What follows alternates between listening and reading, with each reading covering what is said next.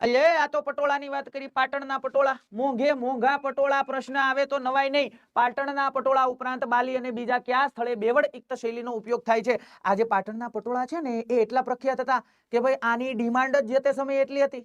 પણ તો આપણે બીજા કોઈને દેતા નહીં, હે ને? આપણે આ પેટર્ન કોઈને દેતા નહીં. પણ અમુક આમાંનો એવો દેશ કે જેના રાજા અહીંયા આવ્યા અને આપણા રાજાઓને એવું કહીને ગયા કે તમે આ પટોળા અમને જો, અમે અમારી રાણીઓ સિવાય બીજા કોઈને દઈશું નહીં. એટલે એનું માન રાખીને પછી ઇન્ડોનેશિયાના જે રાજા હતા ને એમને દીધા.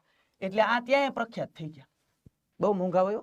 હા, 500 પાટણના પકોડા. અહીંયા પકોડા નહીં, ચા આ બીજા ઘણાઈને ખાવાનું મન થઈ જાય છે. પકોડા નહીં, પકોડા નહીં. પાછા વળો નહીં કહેતા પાટણથી પટોળા મોંઘા લાવજો. હેલા એ મોંઘા લાવજો. શેલાજી પાછું કઈ ખબર નહીં. શેલાજી છોલાઈ જાય એ નો ખબર હોય ને. પાછી શેલાજી છોલાઈ જાય એટલે મોંઘા જ એટલા હોય. કેમ ભેગું કરવું તમે જ કહો જી.